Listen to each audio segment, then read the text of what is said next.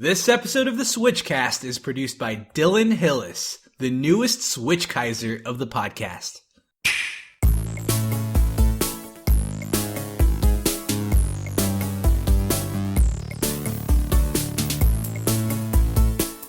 Hey everyone, I'm KC. And I'm JV. And this is the SwitchCast, the podcast for the Switch enthusiast. We are back from what we were supposed to be our normal week break between episodes, but I think people got very used to us being weekly for a while we had so many new episodes to talk about. Right, there's so much to talk about in the world of Switchness. I just came back from PAX South, and I experienced the Switch firsthand. Oh, now it's your turn to share your first-hand experience with everything there, so that's awesome. Yeah, it was kind of surreal. So I did go to PAX South. It was a very fun experience. Obviously, the most contested line was the Switch itself, but I was able to, weather the storm and play some Switch games. Very cool, very cool. Yeah. So, let's just start off with that, because that's like the big meta thing that we have such a big episode. I'll just tell people right now, like we're catching up on literally over a month's worth of news, because even while we were covering all those events, other news was happening and game announcements and all that stuff. So we haven't really caught up on that. And so we got a ton of that to go over. Right, exactly. Plus, there was a lot of news that just popped up today that we're going to be covering also. I think that seems to always happen. I think Wednesday's a real good night for us to record, because it's always full of announcements. Yeah, it's good. And it also doesn't give us that much time to absorb other people's thoughts. So I try not to. Yeah. So you guys are really getting our unadulterated opinions about this type of stuff. Yeah, let's run down the rest of the meta, and then we can just dig totally into your PAX South experience. All right, let's do it. We weren't doing nothing while we were, taking our week break from the podcast. I put up our first feature article on the homepage over at theswitchcast.com. And it has taken off quite well, I must say. Yeah, I have to say, you definitely published this at an interesting time. I wasn't really expecting you to push an article while I was out busy at PAX, but you did. And frankly, I think it kind of blew up. It went pretty viral, all things considered. We went to, maybe getting, because we had nothing other than the podcast on the homepage up until now. And as the first feature, we went from basically getting 10 visits a day to 7,000 people coming to the site. It's continuous visitors. There are a lot of people who signed up for future website updates. If you post any more articles, people are probably going to be more interested. Oh, yes, definitely. And a lot of people have comments, which is great. And I like that they're not all just on board with, there's some people who pointed out at least some counter arguments or just disagreements, but they've all been reasonable. There's no fanboy or hater, like the two ends of the spectrum. Like everyone who disagrees with something is like, I don't think you are really correct on this issue. Like they would literally say something intelligent and constructive, and I like that. Yeah. And even the people who agree with me aren't just like, yo, totally right on, everyone else is an idiot. Right, and this is definitely the type of community that I would really love to foster. I love that there is this level-headed discussion that we can all either get excited or be critical about, but not get so combative or trolly. That's something that I really want to foster in our own SwitchCast community. And actually, I should tell people, if you haven't checked it out, the article is on, it's the beginning of a campaign I'm kind of wanted to launch, in which I'm dissecting the most, I guess I would say what I feel the most biased Nintendo Switch articles. I don't, against it. And I don't mind people who, write maybe critiques of the Nintendo Switch, but I feel like there's been a series, particularly coming out of Forbes' website, and there's a couple of writers in general out there who seem to be just, I don't know, they're very digging into the Switch, which again, I don't mind, but I don't feel that they're making actual real arguments. It sounds very much like a lot of people said, a little clickbaity, a little bit like we're going to just go at this in a very sensational kind of way. And they did. So the article in particular this time was the hidden costs of the Nintendo Switch keep building up. Right. Yeah, it's just kind of an annoying piece, and it doesn't really make sense. And they call everything from the charging grip to extra docks a hidden cost of the Switch. And I decided to take all that apart. Right. And now it's kind of a tricky situation because Forbes as a magazine is pretty well respected for its business and financial news and financial reporting. But, their online presence is very spotty. A lot of people sign up to be Forbes bloggers, and when they post up articles on the Forbes website, it has a false sense of credibility because it's under the Forbes name, and which has a respectable magazine. Yeah. So, it's very those bloggers are very inclined to put up clickbaity articles that almost intentionally spur the passionate Nintendo audience. And I'm glad you're doing this article piece because it comes from a point where you're not being a fanboy about the Nintendo Switch, but you're standing up to defend against what I guess we feel as unreasonable arguments. Yeah, and just to be fair, Forbes it's one of those things, these are, they state these are not necessarily our opinions, these are like editorials, that kind of thing. But, they are hosting it, so I think it is fair to say that these are things that they are helping spread. Yeah, it's under their umbrella. They're putting their name on that article, so there's has to be some degree of credibility to what they're saying, or else it's not really substantial. Yeah. To the original author's credit, I did have a little exchange with Paul Tassi, the author of the blog post on Twitter. He's, pretty reasonable. He said it was, he referred to my piece as, well written, and he said, he noted that I do agree with him on some things, like the fact that we don't know what the online will cost or how worthwhile it'll be. At least we did not know at the time of writing, and that is going to be a bit of news that we'll get to down the line. Right, exactly. So moving on, but yeah, definitely check that piece out on our website if you haven't already. It's really, I think, interesting, and we'll see more. I guarantee we'll see more any week we're not doing a podcast. Right. But yeah, also, and I was last night or earlier this week, actually, I visited the Run Jump Stomp podcast. Oh yeah, that was definitely a really interesting article or podcast because essentially the Run Jump Stomp podcast covered an interview pertaining to a bit more of your personal life. Yeah. Well, he's a laid back kind of thing. Like, he talks about nerdy and gamey stuff, but he goes all over the place, and when he has guests on, like, we're very focused, right? We're here for Switch people. We're here to talk about that and very slightly go on tangents. I try to run a tight ship here.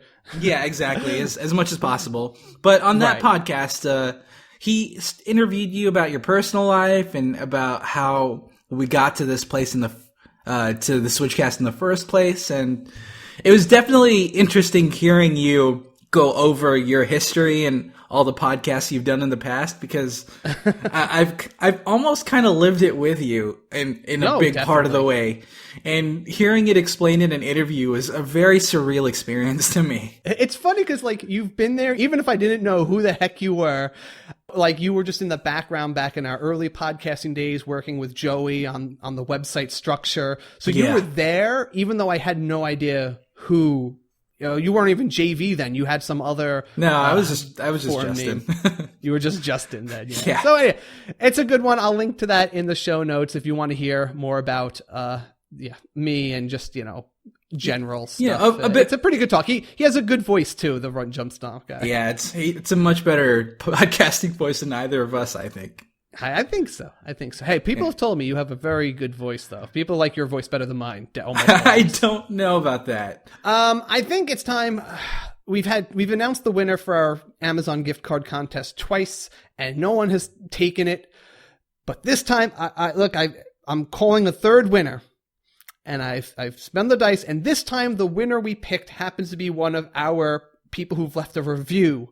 So we really, really hope it's someone who listens to the show and is ready to claim their prize. I mean, this is a $25 Amazon gift card. This is half of a Switch game. or part of an accessory. So, and I want to give this out so we can do the next contest. So somebody claim this prize so we could start the next contest already, because I'm not going to start another one while we still have to give this one out. Yeah. So who's the new contest winner, Casey? The contest winner is the person who left us the review under the name MH Joe. MH Joe, send me an email, kc@theswitchcast.com, or you can message us on Twitter @theswitchcast, and I will give you instructions on how to prove that you are that reviewer, and then we will get your address and send you that gift card right away. So congratulations, MH Joe.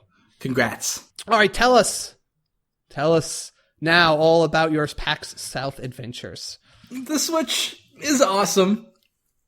I have to say, I don't want to go over too much of this experience because it essentially echoes the experience you had in New York. It's most of the same demos and about the same experience. But I do have to say, I dug into ARMS quite a bit more. Okay, that's cool. And it had the same 4 characters were available? Yeah, it had the same, I believe it was the same 5 characters. And I love that game, dude. I absolutely love ARMS. As you mentioned, it does have that Yomi mind games situation where you have to be considerate of blocks, punches, and throws, and then do that back and forth, rock, paper, scissors style mind game. But there's also positioning and timing, and each character actually has quite a bit of difference in what types of gloves they have available, as well as their personal trait. And I was able to play a couple of games of it with David, and we were starting to get really competitive, and it got really intense. It's something that I definitely look forward to. Yeah, something that came up when I was talking about it on Run Jump Stomp, and I didn't realize at the time was we were talking about how we compared it to the Wii boxing game. Yeah. But the big difference is in Wii boxing, you could just like button mash, like swing your arms like crazy and throw punches. But the way ARMS is, you have to commit to every punch. It takes several seconds for it to like reach and retract.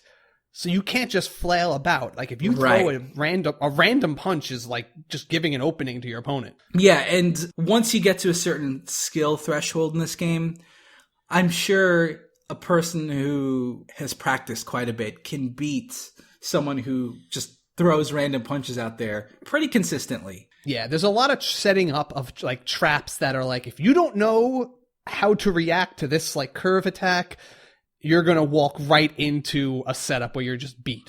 Right, and I was definitely fascinated by the different types of gloves that each character had available. There was a glove that you would use to throw a punch and explode at the very end of it. So that would be a punch that you deliver once you want to really hit them hard. But there is another one where it would shoot 1, 2, 3 smaller punches consecutively, and that would the be mummy guy. Yeah, and that one would be not as effective, but it's really good for zoning them into certain areas or stunning them a little bit by getting them hit with multiple attacks. And not all of these gloves are available to every character, so it's kind of like a loadout for each person. And I'm really excited to see where that goes, and I'm hoping there are more characters than was originally revealed. You only were able to try it with the Joy-Con controllers, right? Yes, you didn't get to try it with the... Everyone keeps asking me, actually, like, if I ever got to try it with a Pro Standard controller. Yeah, but I haven't gotten to try anything like that yet. Yeah, and they were only demoing the Joy-Con controllers for this. I mean, that's all I'm interested in playing it as, because that's just... I feel like there's a lot more subtlety available when you can, like, do the curves and all that kind of thing. It's a lot of finesse in how you throw punches. And now at the PAX South Nintendo Switch booth, they were giving away a lot of stuff. Every single demo you played, they gave you a pin based on that specific game.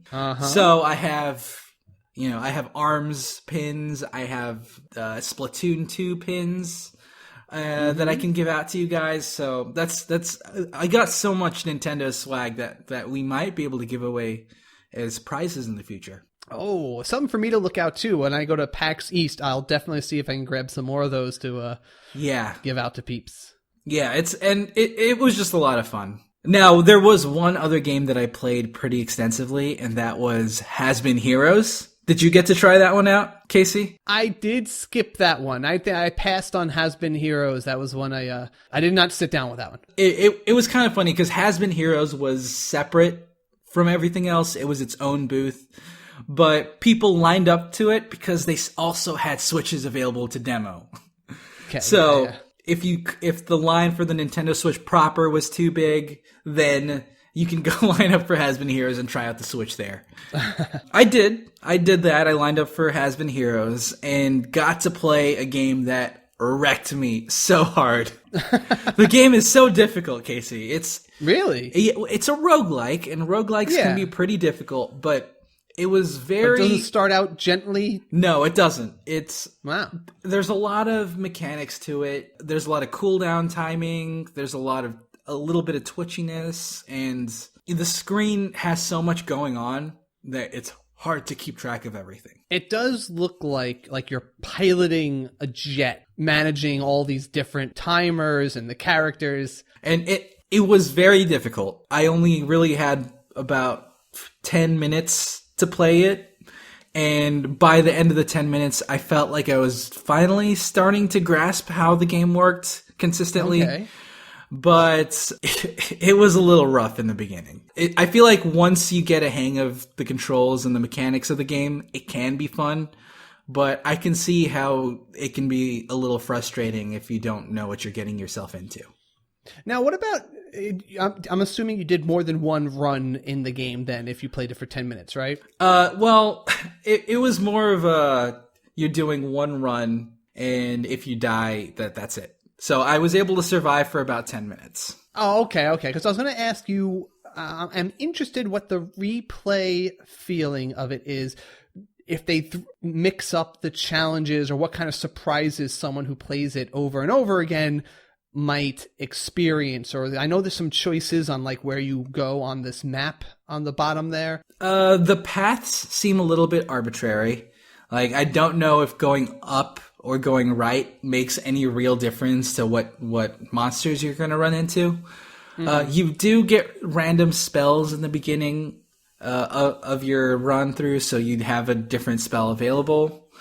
And I did hear whispers of there being more than 3 characters. So that's something. Yeah, that's something you can try out. I don't know if this is that's a detail they wanted to announce, but I think one of the developers or the people in the company accidentally let that slip. So we'll see how that goes. Very cool. All right. Nice. So were there a lot of lines? Like, did you have to wait for everything like pretty long time there? So I didn't want to waste my packs waiting in lines too much. So, I tried to get into packs as early as possible so I can run straight to the Switch line, which is what I did. And then just one line to go and enter the whole area or something? Yeah, there was one big line to get into the expo hall, and once they let everyone in, I ran straight to the Switch.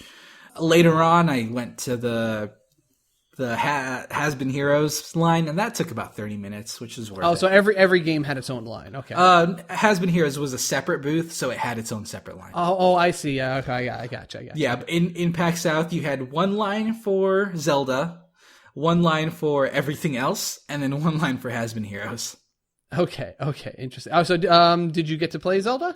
No, I didn't, but I deliberately kept myself from playing that, since I knew it was something I'm going to play Die Hard and Day 1. But I got to play Splatoon. It's actually really good for me to play Splatoon because it let me compare how I felt between the Switch version and Wii U version.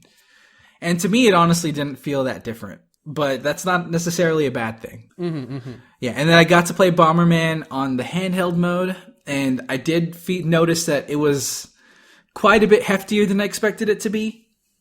But I think it was fine.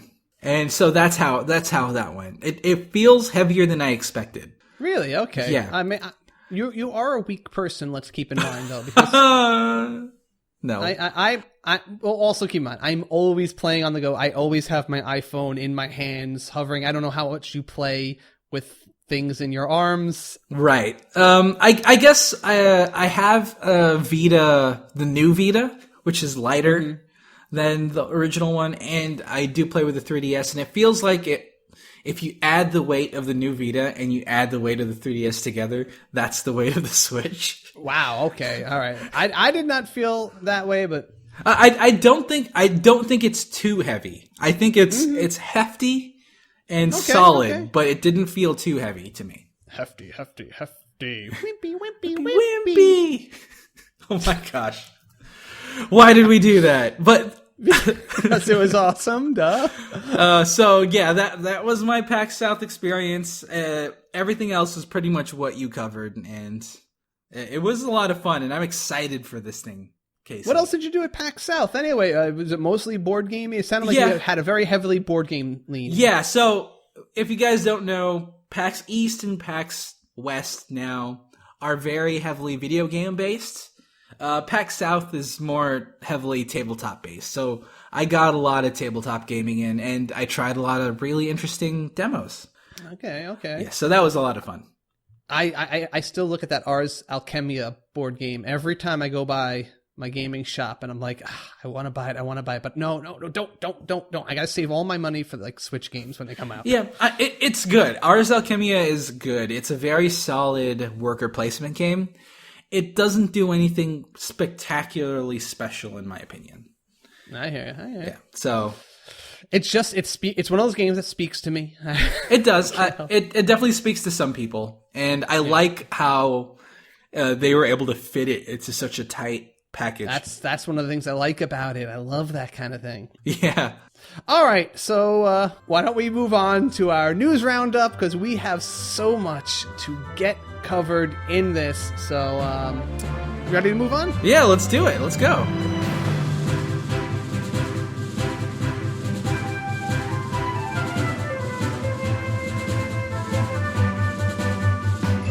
All right, time for the news, and we're going to just start off with one of the oldest things that I wanted to go a little more in depth about, but kind of now it's a little outdated. Most of the information was this really good Reggie Feas-ible interview that they put up on YouTube, and it answered he addressed a lot of questions people had about the Switch, but most of the topics have kind of had more definitive answers since then. But there's one question I wanted to address, and it was just he didn't even give like a confirmation about this, but he said, unprompted, he was mentioning the possibility for people to host 8-player games with just one game card.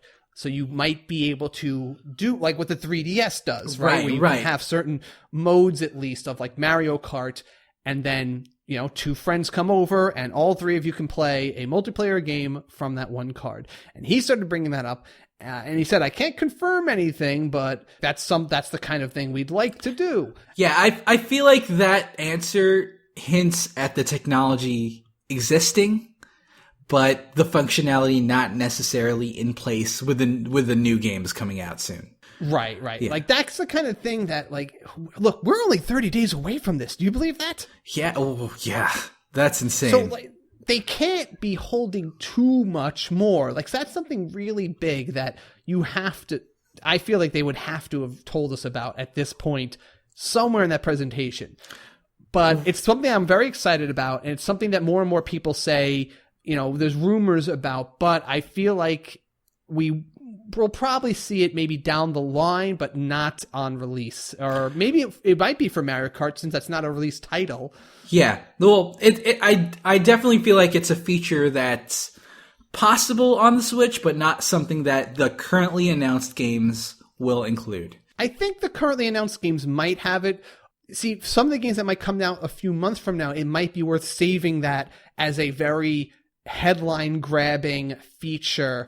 It's like, oh, hey, here's the second, release of games, and here's something really big that you didn't know the system could even do, and it might be very eye-catching to reveal it then, after the release hype is kind of fading a little bit.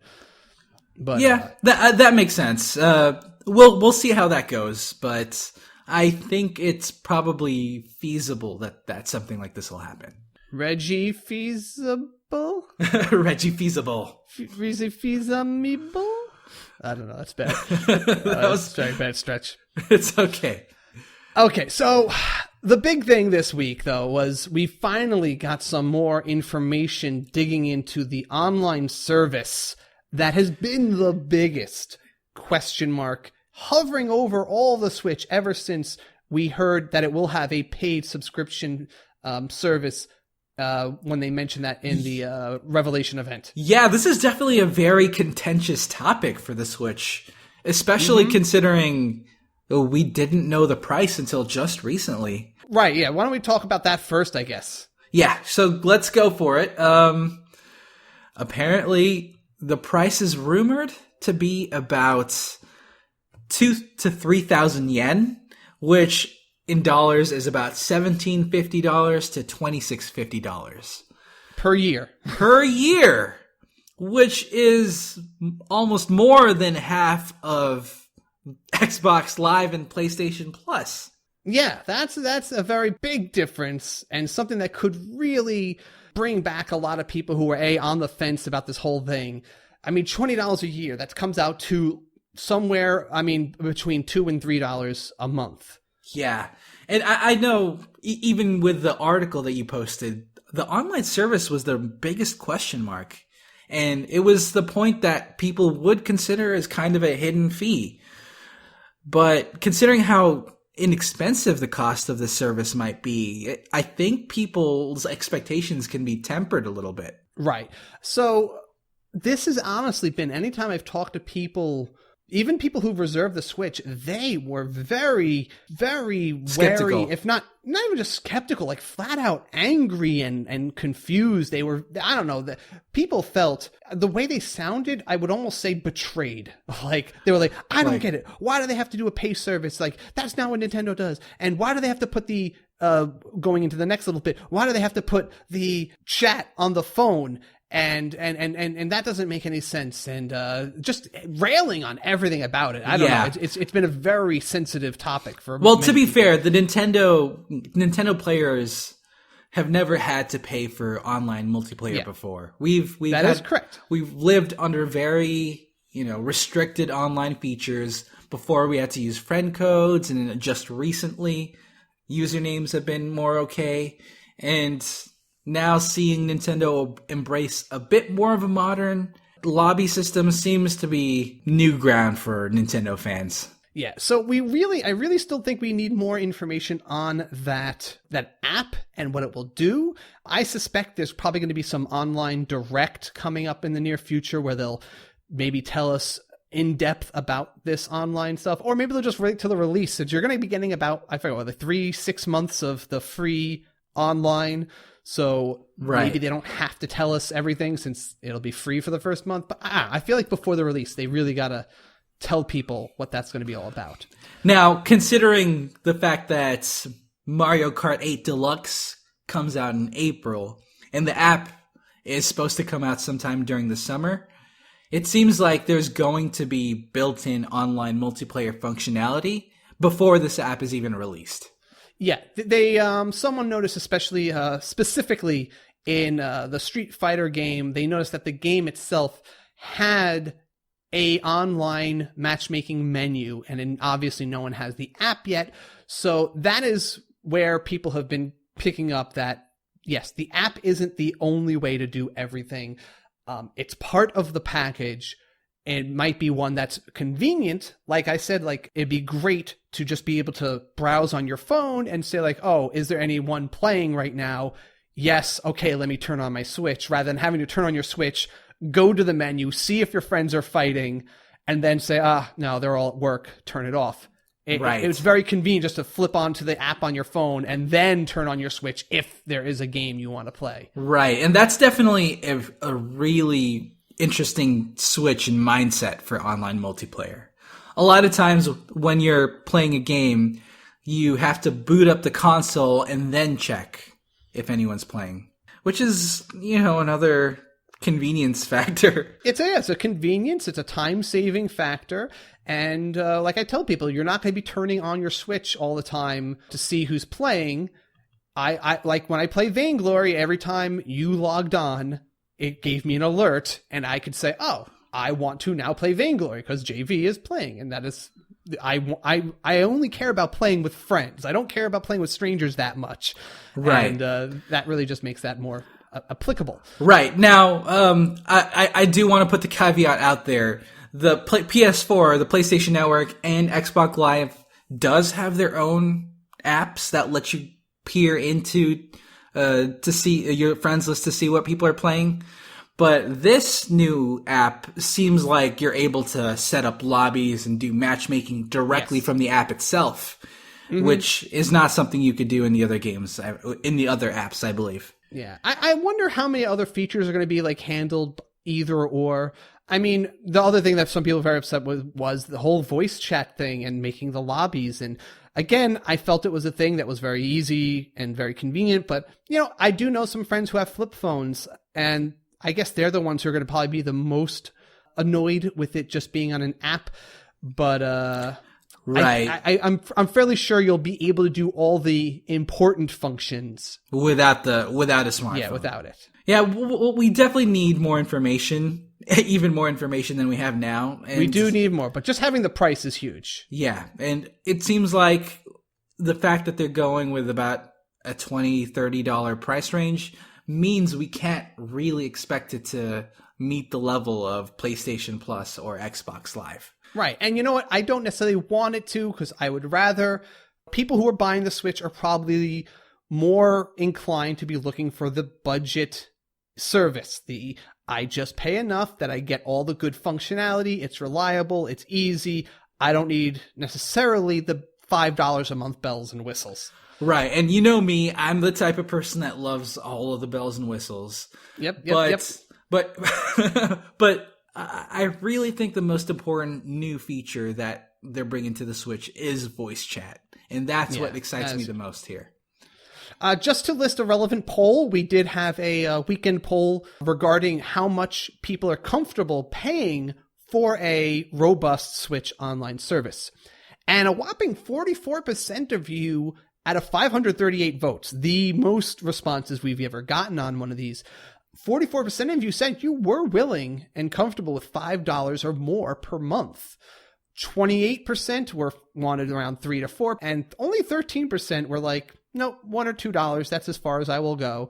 And 15% were like, I won't pay a dime. Yeah, and it's hard to say what price range is supposed to appeal to everyone, but $20 to $30. I'm really surprised that so many people were fine with $5 or more a month for the Switch. I did not think that it was something that people were so willing to pay so much for. I personally was in the $3 to $4 per month range, and I'm ecstatic that it's in the $2 to $3 range. Yeah, so $5 a month is about the price of PlayStation Plus and Xbox Live, so I'm guessing those people are used to that price already. I guess so. And every PC gamer listening to us right now is rolling their eyes so hard at us. Yeah, paying for online service. Oh, me with my PC Master Race. Pay nothing! Sorry, I am a plebe, people. Anyway, moving on. So there was an interesting thing for anyone who was interested, or people who weren't happy with the price of the Switch.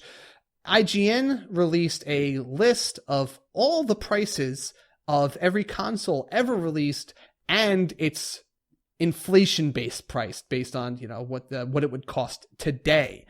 And I thought this was pretty interesting, especially considering that the Switch would be the fourth cheapest console ever released based on inflation. Right. So the cheapest so far is the GameCube at an inflated price of $270.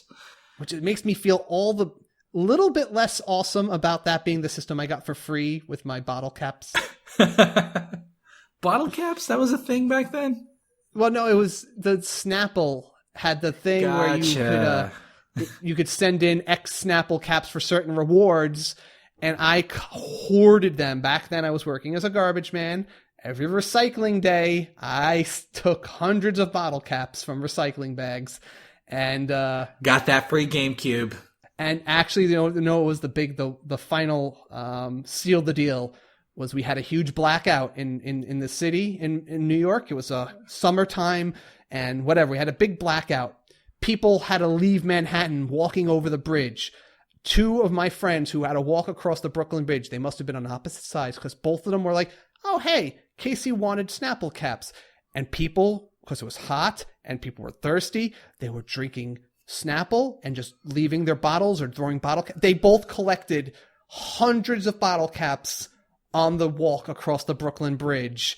And they gave me like just a backpack full each. And that was what put me over the edge. And I got the GameCube because of that blackout. Oh my gosh. Those must be your best friends. No, that nice guy Tom was one of them. Oh, really? And, wow. Yeah. He was thinking nice of guy. me walking home from the city, coming back to Brooklyn, and he got me a ton of Snapple caps. Yeah, but I mean, the GameCube's still not bad. And no, it was great. It was great getting. Yeah, the original price at the time was $199. It's now $270, and all things considered, that's still a pretty close price to the Switch. Is $299. Yeah. The cheapest console ever would only be $30 off from the Nintendo Switch. Other than that, it's Dreamcast, then the Wii, and then the Nintendo Switch. And going all the way, the PlayStation 3 is actually the most expensive. Yeah, when it launched, the PlayStation 3 cost $600, priced to now. It was $600 back then too, but it's crazy. Well, I'm sorry. The $600 converted to $715 today. Yeah, you got the $500 version that became almost $600. It's pretty crazy.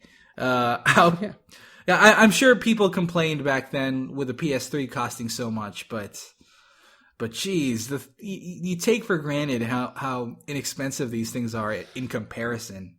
Yeah, and you know what? Go and look at what those things were bundled with, okay? Like, some people, think about what people are complaining about today and go look at how many controllers you got. Chances are, when the systems came out, there was one controller, and most of the time, not a game included. On launch, they don't usually come with extra controllers or games. Those usually come out. Oops, there's water on my table. Oh, boy.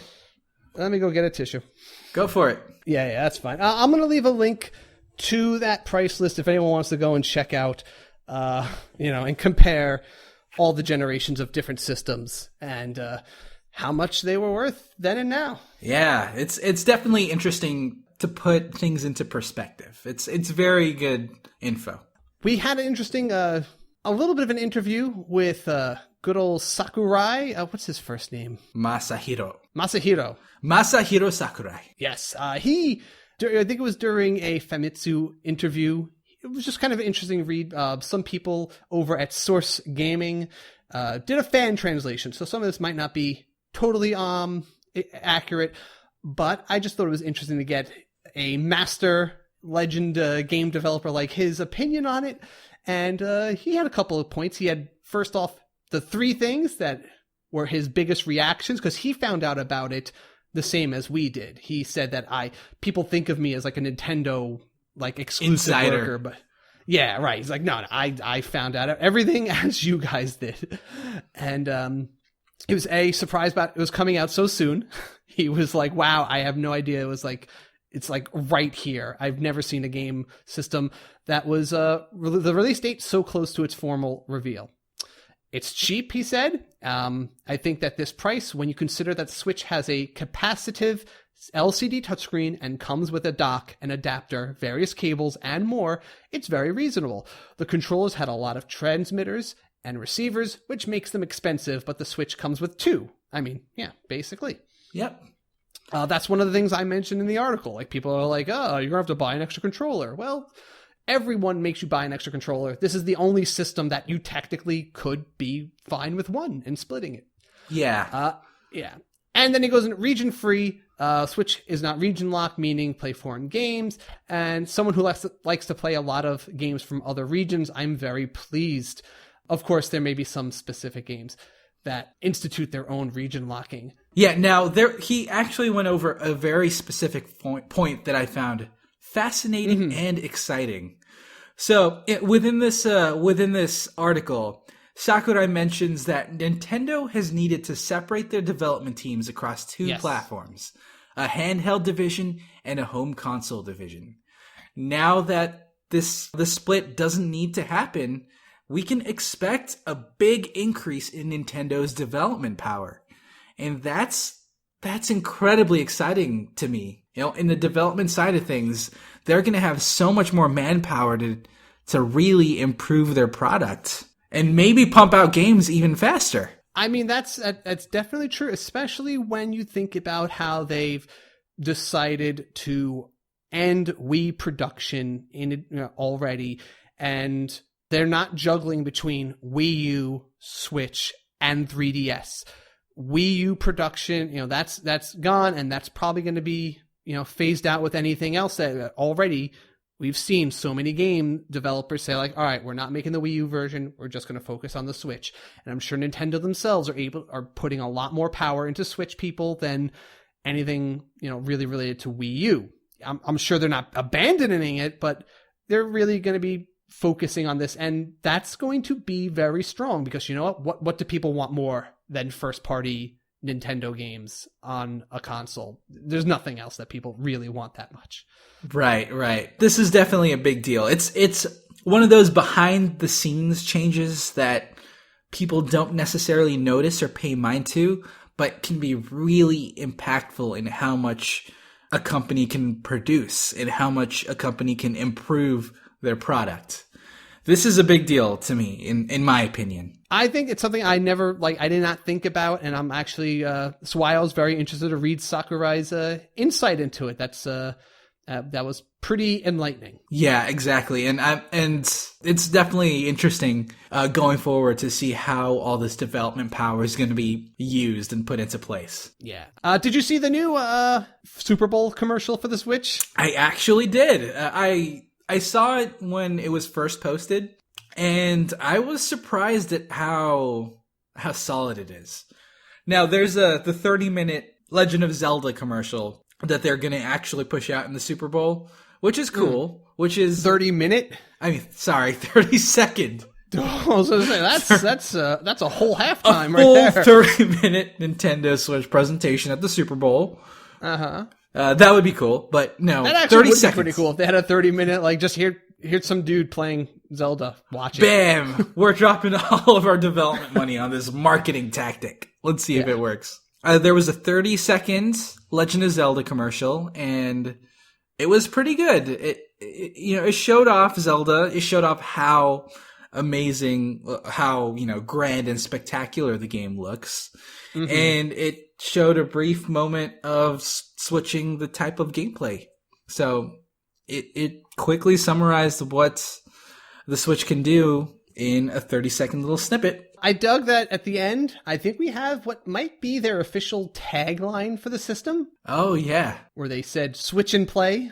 Which honestly makes sense to me. It's good. I think it could do better. I think it's fine. It's fine. I personally wish they stole our tagline, and then we could just laud that over them forever. Switch it up. That's right. I think that's the perfect tagline, but yeah, they were probably we don't want to look like we're copying them, change all our marketing plans because of this little podcast. Yeah, because of course they would do that. They care so much about the SwitchCast itself. Everybody. But I do have to say that I watched the extended cut. It was 1 minute and 40 seconds, and I was impressed by that little snippet as well. It's 1 minute 40 seconds displaying practically all of the announced software, all of the subtly showing off all of what the Switch can do, and timing it to a very trendy song like Imagine Dragons' Believer. What's it now? Here's the thing. I feel like Imagine Dragons have become the official video game console theme writers. Because I just remember, all I can remember is, Radioactive? That was played for the PS4 reveals. That was just their theme song for a long time there. And now they're doing this one. And I think this is actually a new song. I think this so. this is them revealing one of the part of the songs launch debut. I'm waking up, I feel it in my bones. It's like the only reason, it's the only way I could get blow. Dark Claw to actually watch the trailer is because Really? like she's a Imagine Dragons fan. So I was like, hey, you want to check out this new video from one of your favorite bands? And she knew I was up to something. Right? Just listen to the song. Check out this new Switch video. Oh, Yeah. by the way, it's a Switch trailer. Anyway, that commercial probably one of the only reasons I watched the Super Bowl. Yeah, well, well. Who else? What else do you do? I do the same. So yeah, we can now moving on. We can definitely at this point confirm that the dock doesn't actually have a fan. So we didn't call that correctly. Yeah, someone pointed that out to me because we were talking about. Someone asked me on Twitter, "What does the dock do other than charge?" And I said it had the fan, and then someone's like, "No, it doesn't." And then they showed us this little schematic that people have been passing around. And it just tells the internal fan to work harder because you have more power. So it just makes it do double time. And apparently people are claiming that it doesn't do anything. But I would argue that a dock in and of itself does things. Yes, it does. And the converter, I mean, I had to look up, someone sent me the link to the Staples website where they showed me an item that does the same kind of video conversion, like USB-C to whatever, HDMI or whatever. Yeah. And that kind of device alone, all it was a wire with like a little, hand-sized box on it, was like $70. Yeah, and honestly, there's a bunch of HDMI, USB 3.0 docking stations for laptops and hardware already, and they're about $90 to $100 by itself. And it has very similar functions. So I think as much as I don't want the price to be that high, I think they have some technological justification for it. Yeah, it sounds like it. Like I said, I would love it to be $40. I felt was the sweet spot, but it's just not what that technology costs. So what are we gonna do? Yeah, that's true. One of the other things they mentioned also in that Feas-ible interview, actually, we went to earlier. Feas-ible. Feas-ible. Was there will not be Netflix or streaming at launch. So anyone who was interested in using it for that, you're going to probably have to wait a little while as Netflix and Hulu and them develop their apps. But it sounds like no one's focused on that yet. So I feel like that's not that big of a deal because everything plays Netflix. Also, the Wii U, I don't believe had Netflix or Hulu at launch either. And the 3DS didn't have Netflix or Hulu at launch either. So it's probably something that the Netflix people will work on once the Switch comes out and they get dev kits for it. But yeah. Or when they're like, hey, 1 billion people have the system. All right, we'll throw our app on there. It's worth it. Yeah. Now. It's good because they've made their app universal, so their interface isn't dependent on any specific controller scheme. So they can just port it over pretty easily. We had some reports that GameStop was canceling some people's pre-orders of the Nintendo Switch. So if you had yours there, you might want to go and double check that yours is still good. Right. I haven't heard any personal issues with GameStop canceling, but there have been anecdotes where, people who've ordered multiple Switches on the same pre-order were having their Switches canceled. There might be something to that. Just keep an eye out if you pre-ordered at GameStop. Check your emails. And I believe it's fair to say I've won another bet. What? No. What? Where? When? A Nintendo spokesperson did say during a Q&A session that it is confirmed that there will be the Mii Maker on the Switch. It'll have some new features. You can transfer Miis from your previous consoles, but you have to use, I believe, an amiibo to do so. And they're not going to be used as prominently. Like, they're not like a required thing to make for your profile. And they're probably not going to be by default in games. But, game makers can incorporate them into games if they so choose to. Well, I feel like this is a little bit of a compromise because... No. Okay, fine. You win this one, Casey. Me's are there. They have a whole they have the me maker. You can make them. They're just not as prominent. Right. Yeah. Okay, you legitimately win this one, but I do have just a little bit of a victory in the fact that me's aren't as prominent as they were. Yeah, sure.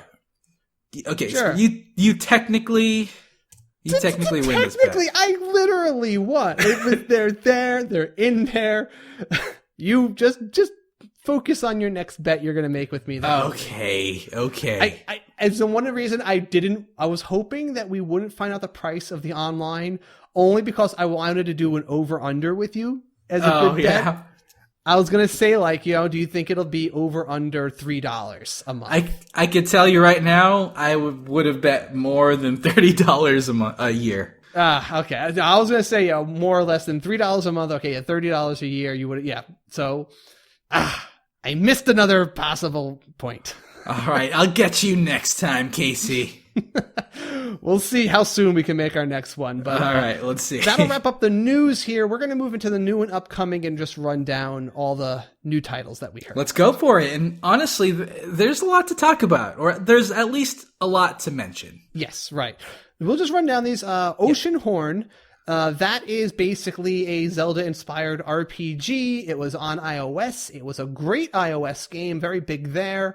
It's 3D, very Wind Waker kind of game. It definitely draws its inspiration there. And anything that did good on iOS but felt like a game that belonged on a console will probably do pretty well with a controller. Right. And it's definitely surreal to have a Zelda clone come out when Zelda proper is available on the Switch. Interesting. But, if you're done with Breath of the Wild and you still want more of that type of experience, Oceanhorn might be what you're looking for. Well, it is fair to note, though, see, since this Zelda is a very different type of Zelda, it's that free world exploring, this is more of like what you're used to. Yeah, like classic Zeldas with a little bit more of a, linear plot and, the world gets opened up to you more gradually, like that kind of thing. Yeah, it's more, it's probably more Zelda-like than the new Zelda is, honestly. Yeah, and honestly, more options are never really a bad thing. Yeah. Okay, so we had a triple announcement of World of Goo, Little Inferno, and Human Resource Machine, all indie titles that are going to be available March 3rd for the release. Cool, so adding more new launch titles to the list. Very cool. I remember World of Goo and Little Inferno being Wii exclusives when they were first announced. And then they got released to other consoles and handheld devices. And now they're porting it over to the Switch, which is cool. Shovel Knight, they confirmed that those will be released. Now, I'm a little confused, man. I don't know these different packages they mentioned. Shovel Knight Treasure Trove and Shovel Knight Spectre of Torment. They will all launch. They just mentioned that they'll launch first on Nintendo Switch in their launch window, which means it's probably not March 3rd, but it'll be coming out sometime soon after. Do you know the difference between those two things? I'm not quite sure what the Treasure Trove and Spectre of Torment are. So I believe they are. I think the original Shovel Knight was renamed to Shovel Knight Treasure Trove, so that different new releases of Shovel Knight will have different subtitles. So the original Shovel Knight is Treasure Trove. Then in the future, there's going to be one, I believe, called Plague of Shadows. And then Shovel Knight, Shovel of Hope, Spectre of Torment, etc., etc., etc. So those are like the expansions that they had for it? Yes. Like, they're all different Shovel Knight campaigns. Okay. Because I remember the Plague Knight one. That was the one we got to play as, the Plague guy. And and we mentioned before all the little extra features like co-op mode and new challenge stages that were pretty interesting that were being added in some of these expansions. Right. And it's very interesting that they're going to release something or this medley on the Switch first, which is cool. Yes. I Am Setsuna will be a Switch release title as well, and this is a title that's got me interested only because it's the first console Square Enix RPG in, I don't know, what's it been, like 7 years since it was on. I think the last one might have been the Crystal Chronicles RPG back on Wii. Right. Now, this game already came out. I Am Setsuna it's already on the PS4, but this game looked gorgeous. It reviewed very well, and apparently kind of harkens to Chrono Trigger. It has that old similar RPG in itself, so it's from that time originally, basically. Yeah, and I feel like this is something that would share my my experience with the Persona games, or the Disgaea games, where there are situations where I would love to play this on a handheld and situations where I'd love to play this on a TV with a couch. And, the Switch will accommodate that. I do like it's got a cool little story. Players take on the role of a hero accompanying Setsuna, a young woman sent to be ritualistically sacrificed in order to save her village.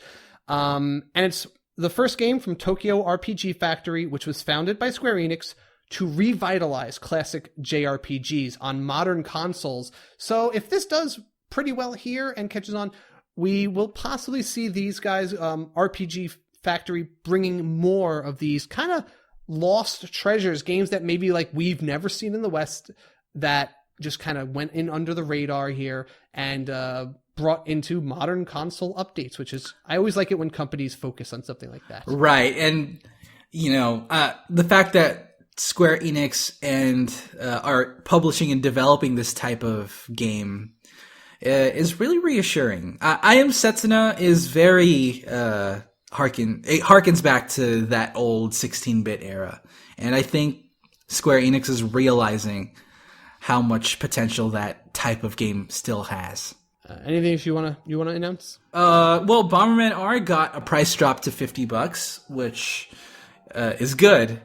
Yeah, a $10 drop. It just felt more like the proper price to me. Right. Well, in all honesty, I kind of wish it cost about $30 to $20, since I don't really know. that low. Yeah, I don't know how much content there would be to justify that high price amount, but again, that's something that we'll have to see when the game comes out proper.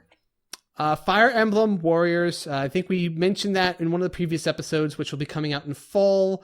That was just announced during the Fire Emblem Direct.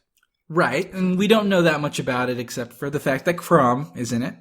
Snake Pass, this is actually interesting. I'd never heard of this before, but this has been out on a few other systems, and it's been announced to be coming to the Switch.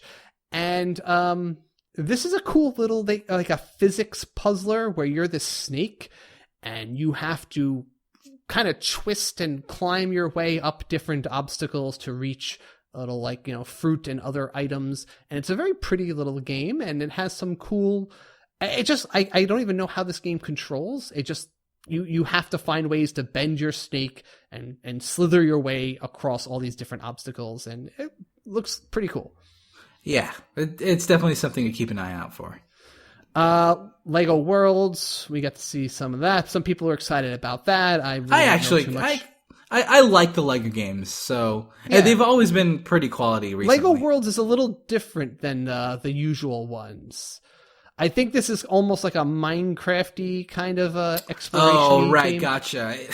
So it essentially all comes full circle. Yeah, the release mentions if you're into creation, the upcoming block building Lego game is headed to the Switch. Yeah, that's the kind of game it is. Which makes sense. There's a Romance of the Three Kingdoms game, strategy game coming. It looks like it might only be in Japan because they always release a Romance of the Three Kingdoms game with a new console. Of course.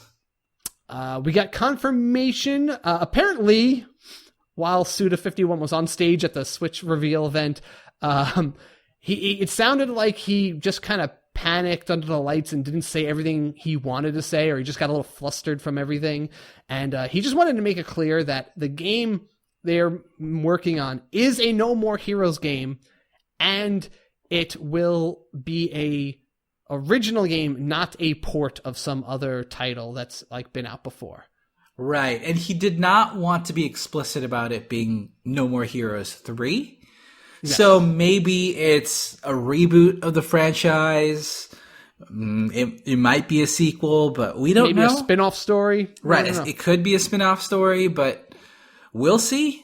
It could be a prequel. That fits because he seemed to be very pushing like the whole Travis touchdown. He talked a lot about Travis touchdown in the event. So it seems like it's very likely it's about him and possibly some sort of precursor story or just another sequel. Either way, I actually really like the No More Heroes franchise, even though it can get pretty, obscene at times. I've only played the first one on the Wii. That's everything. I have not seen any of the others in the title in the series. I definitely enjoyed the gameplay, and I want to see how it'll take advantage of the Switch.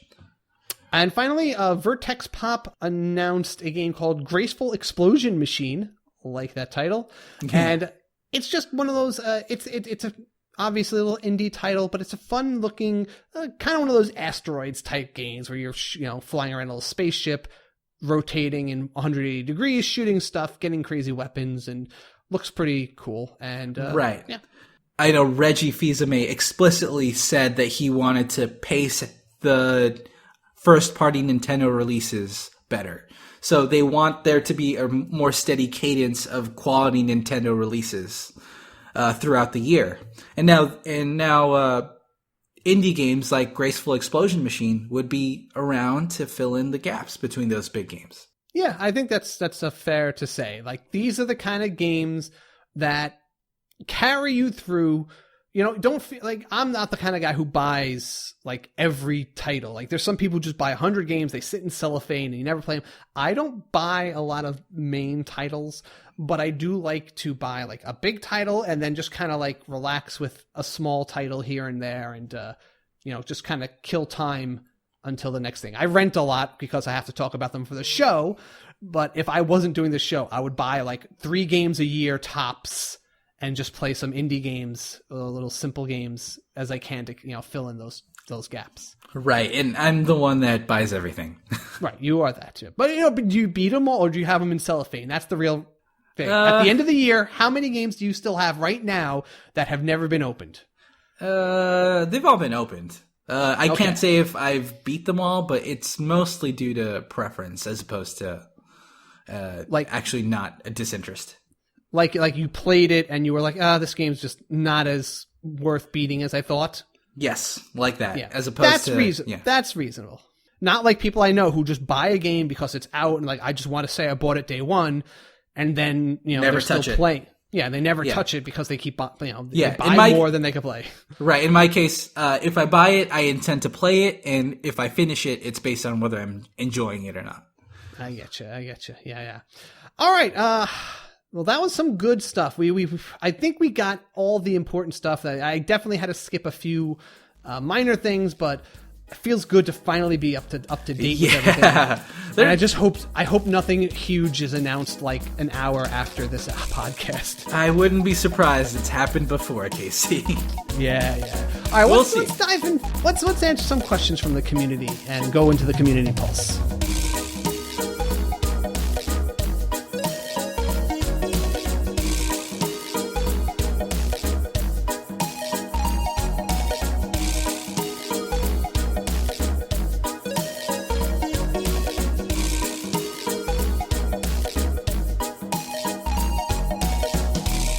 So, one of the first questions that we got, and I don't know if we have this attributed to someone. No, this is actually a question that someone asked me last episode, and I did not have time to address it, so I don't remember who suggested it, but I just remembered the question, and I felt like it's something I wanted to address, today.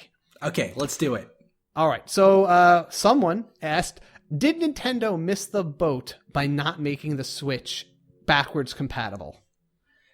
I honestly feel like backwards compatibility isn't super necessary for the Switch. I believe we actually did address this topic very early on in the podcast. Yeah. But physically, they're not going to be able to fit 3DS cartridges or Wii U discs into the Switch hardware. It's just not going to happen. Right. Even then, there's so many other things, like especially if you want it backwards compatible with the 3DS.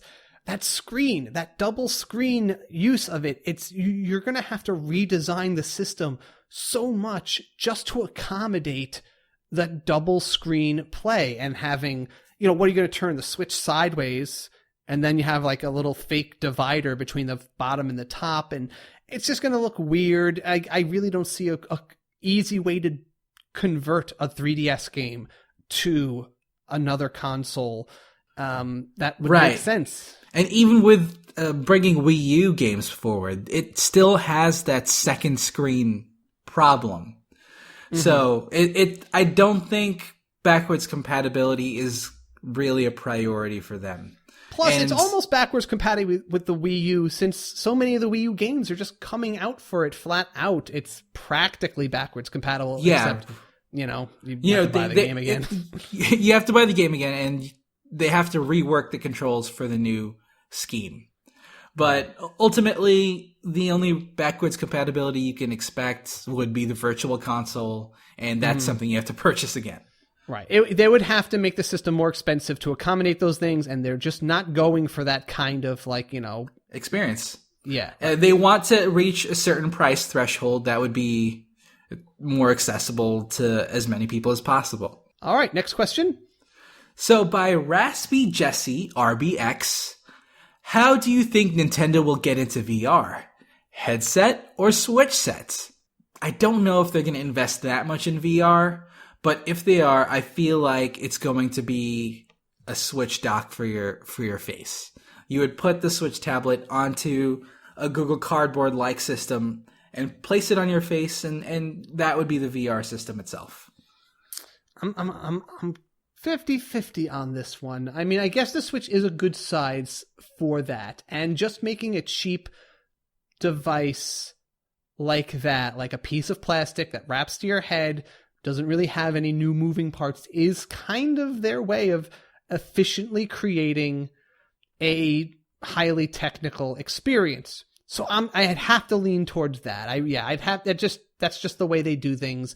Releasing a whole new piece of equipment that's expensive would be counterintuitive to their plan going forward, the whole style of the Switch, and it would just, it would probably make it more of a barrier to entry to people, and that's going to mean less people buy it, and then less people make games that support it. Right, and I guess there's also a situation whether the Switch tablet has an accelerometer or any sort of motion detecting system on it itself. It's hard to say. That there has been some slight interest in VR from Nintendo, but they've never really expressed whether it's something they would go into fully or not. Yeah. So from Dave McLaughlin, what will your launch day behavior be? Will you test features and games bit by bit, or will you just dive into Zelda and roam Hyrule for hours? That's actually a really good question. Yeah, I like this one. Yeah, honestly, as a content creator, people have requested that I do an unboxing. So on launch, I will record that immediately.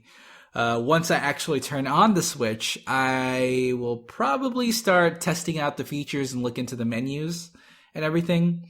That's probably where my initial focus is going to be. Are you going to take the day off of work? Luckily, it is a Friday. It is Friday. I have that Friday off. So. Oh, well, good. Yeah. Everyone at work knows why I will not be showing up, and I will be telling them in advance. But I have an office that is cool with that kind of thing. But yep. I will definitely be taking the day off, and it just makes sense for us. I think we kind of have to. Yeah. I will be I could never, even if I wasn't doing the show, I would never just dive into a game. Like I have to know what my home is. You know, I have to, you don't just go, you don't move into a new house and then just start going to work and, falling on a bed. No, you kind of feel it out. You try out putting the TV in different places. You paint the walls a little bit. I'm going to make I'm going to change whatever wallpaper. I'm going to test out all the stupid little functions. And I feel like as content creators, that's kind of our duty to cover that type of stuff. I know there are a lot of people that would just dive in and play Zelda immediately. And I think we, as a podcasters, would be able to fill those people in on what their Switch can actually do. I will probably also download a game just to try out that shop, or there'll probably be some free something or other to download, whether it's a silly little app or whatever. I'm going to just try out all that kind of stuff. And yeah, I might just buy a downloadable game just to see what that's like on there. Yeah. Oh, here's one from Chuy Huerta. Chuy Huerta. Do you think Nintendo will hold one more direct before launch to discuss online features such as their new online service, eShop, and Virtual Console? I feel like it's really close to release. Do you want to make this a bet? Because I am pretty confident that they won't. I'm not confident enough that it'll be I'm not confident enough that they will make a direct about specifically this. I feel like, especially with the fact that it's free, and as we mentioned, the actual app won't be out for a few months anyway. So they're, I even said before, I think that they'll have one maybe a month before the app comes out to introduce everyone to it. And that's probably part of the reason why the online service is free to start. It's because you're not getting everything to start. So they won't really have anything to show us yet. I feel like if they were going to host another Direct, they would have announced it by now. Yeah, I'm not expecting any full-fledged Directs until the launch. And even then, maybe they're going to have YouTube videos explaining the services available, but not a huge Direct presentation. Yeah, and they still have, they mentioned E3. That's probably going to be the next big place they show off stuff. So you know what? That actually seals it for me. E3 is where we're going to probably see anything new that they have to talk about or details. And if they're going to go into the online service, it'll be there. Right. Okay. I can definitely agree with you there. Yeah. What's the date of E3? It's usually sometime in June. June 13th to 15th. And so that's in about 3 months after release. So yeah, that would probably be a very good sweet spot for them to show off the next set of games and online. Exactly. So from Peter J. Ortiz, what do you guys want to see out of the subscription service? Honestly, at the $20 to $30 price point, I'm really just expecting them to give us the online services. But if they're actually going to give bonuses with the subscription service, I'd like a steady stream of fun virtual console games. Here's what I want. All right, it has Bluetooth, right? I want to be able to connect my Switch with Bluetooth to my phone. I want to be able to, from my phone, it's okay, Peter, he's playing Pokemon. Let's say that's out on there. And he challenges me to a battle. I hit the button on my phone and it loads up, or it turns on my Switch and it just instantly enters the game and goes to the lobby. Yeah, goes to the lobby or whatever it is. I don't have to navigate 100 things to get it up. I don't have to I can just tell it from my phone. Yeah, launch the game and launch my multiplayer match that I found on the phone app. I think that's fair. If it works seamlessly like that they really do feel like one unit and not I'm tinkering around with some extra little thing like that, then I'll be very happy with that service and it being on an app. We'll see. I don't know how seamlessly it's going to be, but that is definitely the dream for the subscription service. Yeah. I think that would be, if they're going to do it like that they have to make it as seamless as possible to not make people feel like, it's a clunky. It's such a burden. Right. And, or at least something. But, as long as it connects fast and I can find people to play with easily, that's really the biggest thing I'll want. Yeah, and we'll see as time goes on. And maybe they'll have more actual, since they're getting that money, that maybe they'll have more like events in games. And, like when we play Mario Kart, it won't just be us logging in and playing. Like, it's like, oh, it's Christmas. Maybe they'll have like a special Christmas event, or, where you can unlock some free DLC or other mobile style gaming events. Yeah, because that type of stuff happens in mobile games and MMOs, and it's fun, and having a unified system like that could amplify that experience. It's a lot more feasible. Oh, right, and we always forget to mention the free games you're going to get to play every month. Yeah, that's what I was talking about. Yeah. Maybe they'll give away, fun virtual console games. And it might be something that we can all look forward to, It's not out of the question that they would say, like, I mean, a lot of people complain that the games you could play are only available for that 1 month, but there's nothing to say they won't have a gift here or there, or a special, like, promotion for subscribers. Right. And, how it's handled with PlayStation Plus, they give away free games for the month, and if you don't get the game within that month, it's not available to you anymore. But as long as you're subscribed to the service and you've downloaded it during the month of availability, you can play it throughout the year. Mm-hmm. And I expect it to work like that as well. Yeah, that seems to be the biggest question people have asked us. A few people have asked us in different ways, is what we would like there to see, or now or in the future, of the subscription service. So I hope we've answered a few of you while we kind of attack these topics here. Yeah, and we'll cover it further in the future as details go along. All right. Anyway, I think that's plenty of questions. Thank you, everybody, for sending those in. You've really helped make this a great episode, I think, and it just feels good to be back on track here. Absolutely, yeah. It's definitely nice to be able to cover all the news that we were a little behind on. Yeah, but starting next month, we will have this, and we're going to have a lot more to cover on a weekly basis. At least hopefully weekly, if we get enough Patreon support. Yeah, speaking of which, definitely, if you can, visit our Patreon. It's patreon.com/theswitchcast. We appreciate all patrons and any amount of donations that you can provide us, because it really does help us run and push forward and improve our offerings here. Yeah, and even those of you who came with $1, you can support us for as little as $1 a month. That is super helpful, and I appreciate all of you. And if you're able to and comfortable with supporting us at higher levels, that is even more awesome. You can also support us by checking out any of our affiliate links. We just started doing this, but if you look at our articles, and we're going to put them in other things in the future, if you click on any of the items or that are listed in the article, they will take you to an Amazon page. That is our affiliate link. Once you go through there, anything you buy gives us a little percentage of the purchase. So that's just an easy way. If you're buying something on Amazon anyway, it's a way to give us a little kickback without even costing you a dime, which is it's a win-win. I believe that's what they define that as. Yeah, it is essentially a win-win. You can also follow us on our social networks. Join in the fun. We are available at the SwitchCast on Twitter. We also have a Facebook group. All the links to those are in our show notes. And don't forget, a rating on iTunes really can save the day sometimes. It can save the day every time. So give us a rating. Hopefully it's 5 stars, but just be honest and let us know how you feel. Definitely.